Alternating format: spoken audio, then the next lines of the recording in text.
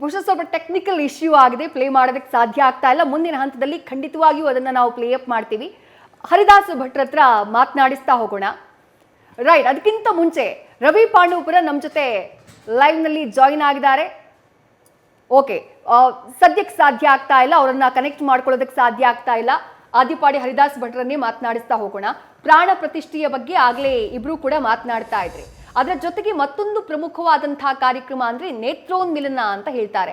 ಈ ನೇತ್ರೋನ್ಮಿಲನ ಅಂದ್ರೆ ಏನು ಅಂತ ಹೇಳಿ, ಯಾವ ರೀತಿ ಆಗುತ್ತೆ ಇದು, ಇದರಲ್ಲಿ ಎಷ್ಟು ವಿಧ ಇದೆ ಅಂತ ಹೇಳಿ. ನೇತ್ರ ಅಂದರೆ ಕಣ್ಣು, ಉನ್ಮೀಲನ ಅಂದರೆ ತೆರೆಸೋದು ಅಂತ ಅರ್ಥ. ಅದುವರೆಗೆ ಆ ಪ್ರತಿಮೆಯ ಕಣ್ಣಿಗೆ ಒಂದು ಬಟ್ಟೆಯನ್ನು ಕಟ್ಟಿರ್ತಾರೆ. ಅದಕ್ಕೆ ಪ್ರಾಣ ಪ್ರತಿಷ್ಠೆಯನ್ನು ಮಾಡಿ, ಅಂದರೆ ಭಗವಂತನ ವಿಶೇಷ ಸನ್ನಿಧಾನವನ್ನು ಮಂತ್ರ ಪುರಸ್ಸರವಾಗಿ ಅಲ್ಲಿ ಕರೆದು ಕೂಡಿಸಿ ಕಣ್ಣನ್ನು ತೆರೆಸುವ ಒಂದು ವಿಧಾನಕ್ಕೆ ನೇತ್ರೋನ್ಮೀಲನ ಅಂತಾರೆ. ಇದು ಹೇಗೆ ನಡಿಬೇಕು ಅಂತ ತಂತ್ರಶಾಸ್ತ್ರಗಳು ಹೇಳ್ತವೆ. ನೇತ್ರೋನ್ಮೀಲನದ ಸಂದರ್ಭದಲ್ಲಿ, ಅಂದರೆ ಕಣ್ಣಿಗೆ ಕಟ್ಟಿದ ಬಟ್ಟೆಯನ್ನು ಬಿಚ್ಚುವ ಸಂದರ್ಭದಲ್ಲಿ ಬಟ್ಟೆಯನ್ನು ಬಿಚ್ಚಿ ಅದರ ಎದುರುಗಡೆ ಯಾರೂ ಇರಬಾರ್ದು ಆ ಸಂದರ್ಭದಲ್ಲಿ ಅಂತ ಶಾಸ್ತ್ರ ಹೇಳುವ ಕ್ರಮ. ಅದನ್ನು ಉನ್ಮೀಲನ ಮಾಡುವ ವ್ಯಕ್ತಿಯೂ ಕೂಡ ಪ್ರತಿಮೆಯ ಹಿಂಭಾಗದಲ್ಲಿದ್ದು ಪ್ರತಿಮೆಗೆ ಒಂದು ಕನ್ನಡಿ ಹಿಡಿದು ಆ ಕನ್ನಡಿಯ ಮೂಲಕ ಪ್ರತಿಮೆಯ ಕಣ್ಣನ್ನು ನೋಡಿ ಬಂಗಾರದ ತಂತಿಯಿಂದ ಮಧು ಮತ್ತು ಸರ್ಪಿ, ಅಂದರೆ ಜೇನುತುಪ್ಪ ಮತ್ತು ತುಪ್ಪ ಇವೆರಡನ್ನು ಬಂಗಾರದ ಕಡ್ಡಿಯಲ್ಲಿ ಬೆರೆಸಿ ಅದರ ಕಣ್ಣಿಗೆ ಒರೆಸಿ, ಎಡ ಮತ್ತು ಬಲಗಣ್ಣಿನಲ್ಲಿ ಸೂರ್ಯ, ಎಡಗಣ್ಣಿನಲ್ಲಿ ಚಂದ್ರ, ಅದರ ಸನ್ನಿಧಾನವನ್ನು ಪ್ರಾರ್ಥಿಸಿ ಭಗವಂತ ಕಣ್ಣು ಬಿಟ್ಟಿದ್ದಾನೆ ಅಂತ ಆ ತುಪ್ಪ ಮತ್ತು ಜೇನುತುಪ್ಪವನ್ನು ಹಚ್ಚಿ ಬಂಗಾರದ ಮೂಲಕ ಮಾಡುವ ಪ್ರಾರ್ಥನೆ ಹೀಗಿದೆ. ಎಲ್ಲ ಭಕ್ತರ ಪರವಾಗಿ ಆ ನೇತ್ರೋನ್ಮೀಲನ ಮಾಡಿದ ವ್ಯಕ್ತಿ ಮಾಡುವ ಪ್ರಾರ್ಥನೆ ಹೀಗಿದೆ ನೋಡ್ರಿ, ತಂತ್ರಶಾಸ್ತ್ರದಲ್ಲಿ ಹೇಳುವಂತಹದ್ದು. ಆಯತಾಭ್ಯಾಂ ವಿಶಾಲಾಭ್ಯಾಂ ಕರುಣಾರಸಪೂರ್ಣಾಭ್ಯಾಂ ಲೋಚನಾಭ್ಯಾಂ ವಿಲೋಕಯ ಅಂತ. ನಿನ್ನ ದೀರ್ಘವಾದ ಬಿಳಿ ಗುಡ್ಡೆಯನ್ನು, ಕಪ್ಪು ಗುಡ್ಡೆಯನ್ನು ಹೊಂದಿದ ಬಿಳಿ ಕಣ್ಣನ್ನು ವಿಶಾಲವಾದ ನೇತ್ರದಿಂದ ಅದನ್ನು ಶಾಂತಗೊಳಿಸಿ ಭಕ್ತರ ಮೇಲೆ ಭಗವಂತ ಹರಿಸು ಅಂತ ಪ್ರಾರ್ಥನೆ ಮಾಡಿದಾಗ ಆ ಪ್ರತಿಮೆಯಲ್ಲಿ ಭಗವಂತನ ದಿವ್ಯ ದೃಷ್ಟಿ ಭಕ್ತರ ಮೇಲೆ ಬಿದ್ದು ಆ ಮೂಲಕ ಭಕ್ತರು ಪುನೀತರಾಗ್ತಾರೆ ಅನ್ನೋ ಅನುಸಂಧಾನ ಏನಿದೆಯೋ ಇದನ್ನು ಪ್ರತಿಷ್ಠೆಯ ಕೊನೆಯ, ಅಂದರೆ ಇನ್ನು ಮುಂದೆ ಕಲಶಾಭಿಷೇಕ ನಡಿಬೇಕು, ಅದಕ್ಕಿಂತ ಮುಂಚೆ ಇರುವ ಅಂಗ ಅಂತ ಹೇಳ್ತಾರೆ. ಅದುವರೆಗೆ ಪ್ರತಿಮೆಯಲ್ಲಿ ಭಗವಂತನ ಸಕಲ ಅವಯವಗಳನ್ನು, ತತ್ವಾಭಿಮಾನಿ ದೇವತೆಗಳನ್ನು, ವರ್ಣಾಭಿಮಾನಿ ದೇವತೆಗಳನ್ನು ಅಲ್ಲಿ ಪ್ರತಿಷ್ಠೆ ಮಾಡಿಸಿ ದೇವರ ಸಾನ್ನಿಧ್ಯವನ್ನು ಪ್ರಾರ್ಥಿಸಿ ಭಗವಂತನ ದೃಷ್ಟಿ ಶಾಂತವಾಗಿ ಭಕ್ತರ ಮೇಲೆ ಬೀಳಲಿ ಅಂತ ಪ್ರಾರ್ಥನೆ ಮಾಡೋದು. ನಮಗೆ ಇವತ್ತು ತಿರುಪತಿಯಲ್ಲಿ ವೆಂಕಟೇಶನ ಪ್ರತಿಮೆ ಇದೆ. ಅಲ್ಲಿ ನಾಮದ ಮೂಲಕ ಕಣ್ಣನ್ನು ಮುಚ್ಚಿರ್ತಾರೆ. ವಾರಕ್ಕೆ ಒಂದು ಸತಿ ಸ್ನಾನ ಮಾಡಿಸುವಾಗ ಕಣ್ಣಿನಿಂದ ಆ ನಾಮಗಳನ್ನು ತೆಗಿತಾರೆ. ಅಲ್ಲೊಂದು ಕ್ರಮ ಇದೆ, ನಾನು ಕೇಳಿದ್ದದು, ನೋಡಿದ್ದಲ್ಲ. ಆ ನಾಮವನ್ನು ತೆಗೆಯುವ ಸಂದರ್ಭದಲ್ಲಿ ಆ ದೇವಸ್ಥಾನಕ್ಕೆ ಸಂಬಂಧಪಟ್ಟ ಎಲ್ಲ ಪ್ರಧಾನ ಸಿಬ್ಬಂದಿಗಳು ವೆಂಕಟೇಶನ ಮುಂದೆ ನಿಂತಿರಬೇಕು ಅಂತ. ದೇವರ ಕಣ್ಣು ಅವರ ಮೇಲೆ ಬಿದ್ದಾಗ ಅವರು ಏನಾದರೂ ತಿಳಿದೋ ತಿಳಿಯದೆ ತಪ್ಪು ಮಾಡಿದರೆ ಅವನಿಗೆ ಅದಕ್ಕೆ ತಕ್ಕ ಶಿಕ್ಷೆ ದೇವರೇ ಕೊಡ್ತಾರೆ ಅಂತ. ಅಲ್ಲಿಗೆ ಭಗವಂತ ಶಿಕ್ಷೆಯನ್ನೋ ರಕ್ಷೆಯನ್ನೋ ಮಾಡೋದು ಕಣ್ಣಿನ ಮೂಲಕ. ಆದ್ದರಿಂದ ಪ್ರತಿಮೆಯಲ್ಲಿ ಪ್ರಧಾನವಾದ ಭಾಗ ಕಣ್ಣು.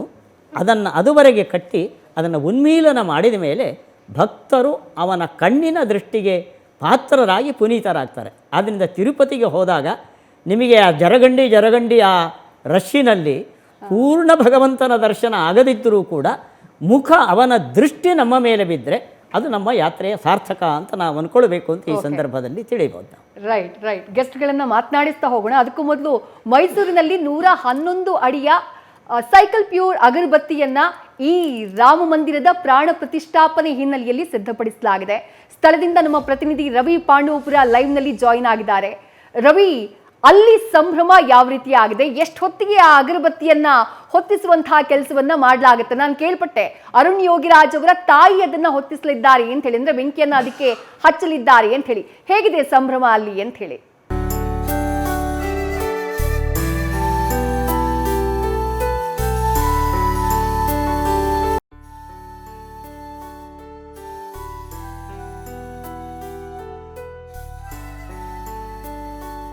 ಬಹುಶಃ ಸಂಪರ್ಕ ಕಡಿತಗೊಂಡಿದೆ. ದೃಶ್ಯಗಳಲ್ಲಿ ನೀವು ಗಮನಿಸ್ತಾ ಇದ್ದೀರಿ.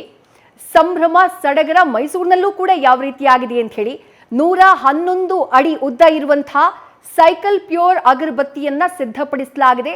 ರಾಮ ಪ್ರಾಣ ಪ್ರತಿಷ್ಠಾಪನೆಯ ಈ ಸಂಭ್ರಮದ ಕಾರಣಕ್ಕಾಗಿ ಅದನ್ನ ಹಚ್ಚುವಂತಹ ಕೆಲಸವನ್ನ ಮಾಡಲಾಗಿದೆ. ಸಂಸದ ಪ್ರತಾಪ್ ಸಿಂಹ ಅವರನ್ನ ಕೂಡ ನಾವು ಸ್ಥಳದಲ್ಲಿ ಗಮನಿಸ್ತಾ ಇದ್ದೀವಿ. ಸೈಕಲ್ ಪ್ಯೂರ್ ಅಗರಬತ್ತಿ ಈ ಮೂಲಕ ರಾಮನ ಮೇಲಿನ ತನ್ನ ಭಕ್ತಿಯನ್ನ ತೋರ್ಪಡಿಸಿದೆ. ಸಾಕಷ್ಟು ಸಂಖ್ಯೆಯಲ್ಲಿ ಅಲ್ಲಿ ಜನ ಕೂಡ ಇದ್ದಾರೆ. ಸಂಸದ ಪ್ರತಾಪ್ ಸಿಂಹ ಅವರನ್ನ ಕೂಡ ನಾವು ದೃಶ್ಯಗಳಲ್ಲಿ ನೋಡ್ತಾ ಇದ್ದೀವಿ. ನೇರ ದೃಶ್ಯಗಳನ್ನ ನೀವು ಮೈಸೂರಿನಿಂದ ಗಮನಿಸ್ತಾ ಇದ್ದೀರಿ. ನಮ್ಮ ಪ್ರತಿನಿಧಿ ರವಿ ಪಾಂಡವಪುರ ಲೈವ್ ನಲ್ಲಿ ಜಾಯಿನ್ ಆಗಿದ್ದಾರೆ. ರವಿ, ಈಗಾಗಲೇ ಅಗರಬತ್ತಿಯನ್ನ ಹಚ್ಚುವಂತಹ ಕೆಲಸ ಕೂಡ ಮಾಡಲಾಗಿದೆ. ಮೈಸೂರಿನಲ್ಲಿ ಸಂಭ್ರಮ ಯಾವ ರೀತಿಯಾಗಿದೆ ರವಿ? ವಿದೇಶಿ ಖಂಡಿತವಾಗ್ಲೂ ರಾಮನಾಮನ ಜಪ ಮೈಸೂರಿನಾದ್ಯಂತ ಕೂಡ ಇದೆ. ಮೈಸೂರಿನಲ್ಲಿ ಇವತ್ತು ಸಂತಸ ದುಪ್ಪಟ್ಟಾಗಿದೆ. ನೀವು ದೃಶ್ಯದಲ್ಲಿ ಗಮನಿಸ್ತಿರ್ಬೋದು. ಸದ್ಯ ಮೈಸೂರಿನ ಕೋಟೆ ಆಂಜನೇಯ ಸ್ವಾಮಿ ದೇವಸ್ಥಾನದ ಮುಂಭಾಗದಲ್ಲಿ ಶಿಲ್ಪಿ ಅರುಣ್ ಯೋಗಿರಾಜ್ ಅವರ ತಾಯಿ ಸರಸ್ವತಿ ಹಾಗೂ ಅವರ ಪತ್ನಿ ವಿಜೇತಾ, ಸಂಸದಂತಹ ಪ್ರತಾಪ ಸಿಂಹ ಸೇರಿದಂತೆ ಹಲವು ಗಣ್ಯರು ಸೈಕಲ್ ಪ್ಯೂರ್ ಅಗರಬತ್ತಿಯ 111 ಅಡಿ ಉದ್ದದ ಬೃಹತ್ ಗಂಧದ ಕಡ್ಡಿಗೆ ಇವತ್ತು ಬೆಳಗುವ ಮೂಲಕ ಚಾಲನೆಯನ್ನು ನೀಡಿದ್ದಾರೆ. ಇದು ಬರೋಬ್ಬರಿ 23 ದಿನಗಳ ಕಾಲ ಬೆಳಗುತ್ತೆ. ಇಂತಹ ಒಂದು ಅದ್ಭುತವಾದ ಒಂದು ಅಗರಬತ್ತಿಯನ್ನ ಸದ್ಯ ಈಗ ಬೆಳಗುವಂತಹ ಕೆಲಸಕ್ಕೆ ಅವರ ಕುಟುಂಬದವರು ಮುಂದಾಗಿದ್ದಾರೆ.